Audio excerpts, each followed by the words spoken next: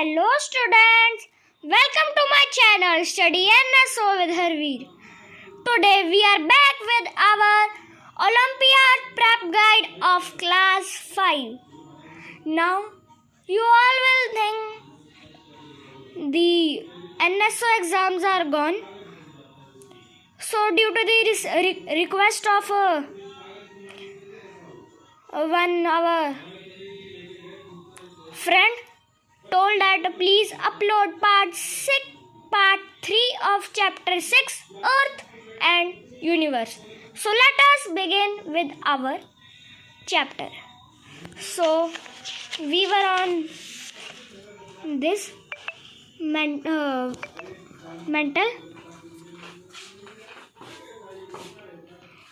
This layer is below the crust. It is the thickest layer of the earth. It extends to a depth of 2,900 kilometers. Its upper part is made of soil, rock, while lower part consists of molten magma. Molten rock or magma comes out on the crust when a volcano erupts. It is composed of iron, magnesium, aluminium, silicon, silicate compounds. तो जो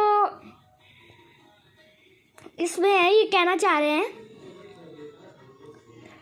कि mental है वो crust के नीचे है. ये crust है जो हमने पिछली वीडियो में पढ़ा था चैप्टर 6 की वो पार्ट 2 वाली. ये सबसे थिकेस्ट लेयर होती है अर्थ के.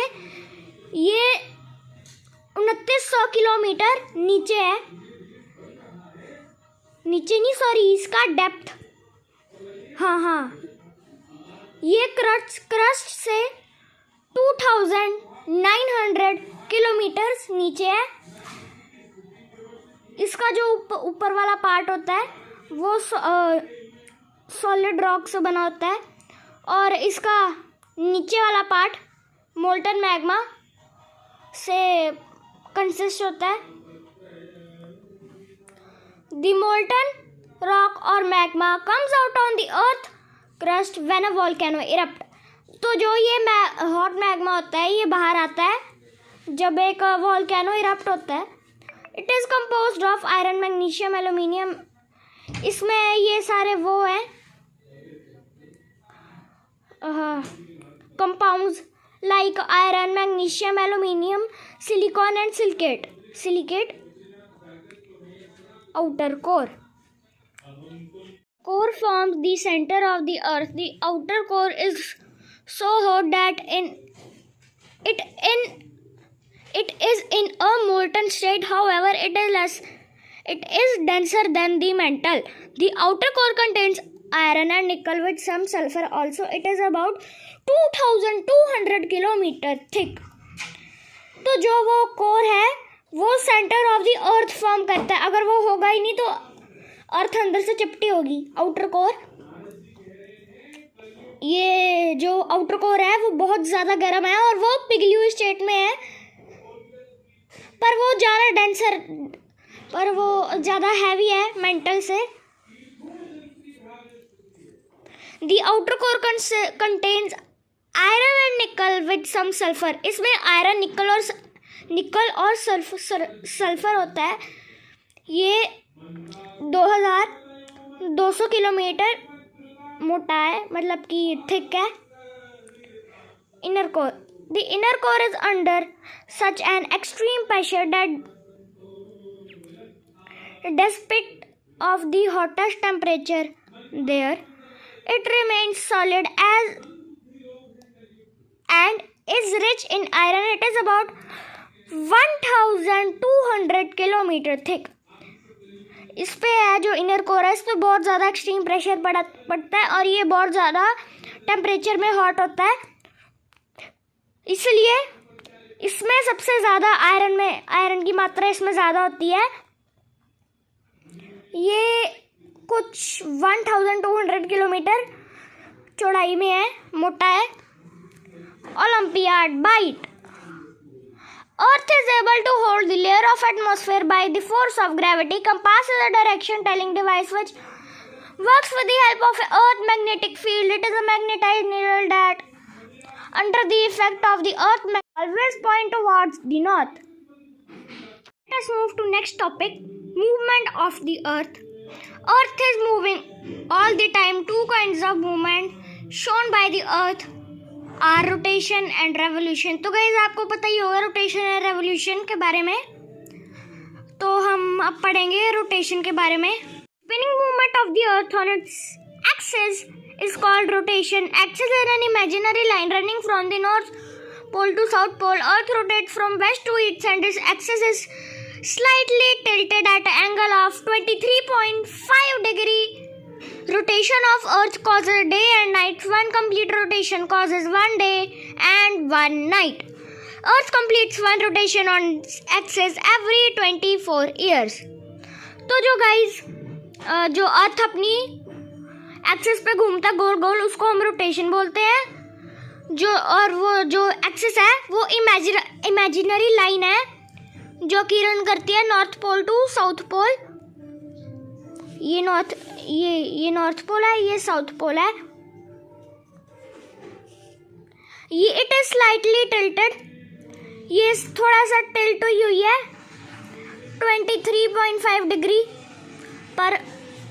जो वो रोटेशन ऑफ अर्थ है वो डेज एंड नाइट कॉज करती है. जो इसका जो एक रोटेशन है वो एक डे और एक नाइट को फॉर्म करता है.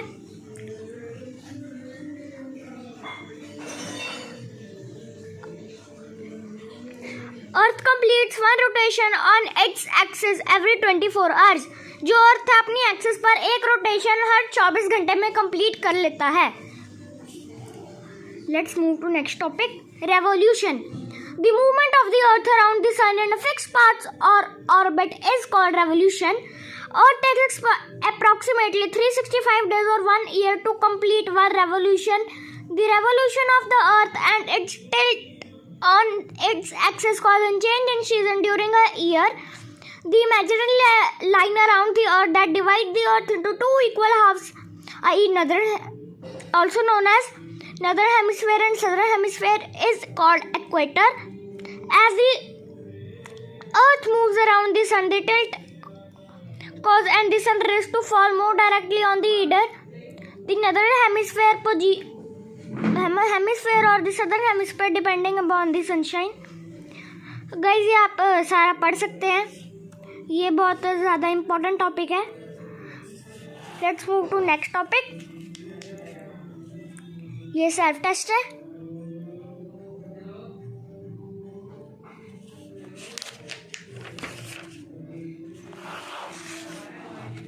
Moon and its phase.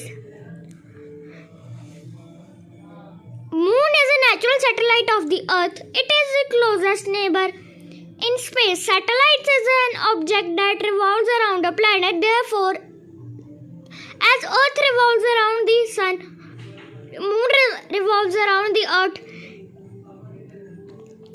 It is 3,84,400 kilometers away from the Sun. तो जो मून है वो एक नेचुरल सैटेलाइट है अर्थ का. ये सबसे पासी का पड़ोसी है अपने स्पेस में. सैटेलाइट होता है वो एक ऑब्जेक्ट जैसा होता है जो प्लैनेट के आसपास रोटेट करता है. तो जो ये इसमें ये बता रहे हैं कि अर्थ सन के अराउंड घूमता है, मून अर्थ के अराउंड घूमता है. जो मून है वो 3,84,400 किलोमीटर दूर है अर्थ से मून. आज की इस वीडियो के लिए बस इतना ही. अगर आपको ये वीडियो पसंद आई तो please like and subscribe my channel. आपके एक लाइक और सब्सक्राइब से मुझे और नई वीडियोस बनाने का मोटिवेशन मिलता है. Thank you. और आगे का पार्ट हम नेक्स्ट वीडियो में कवर करेंगे.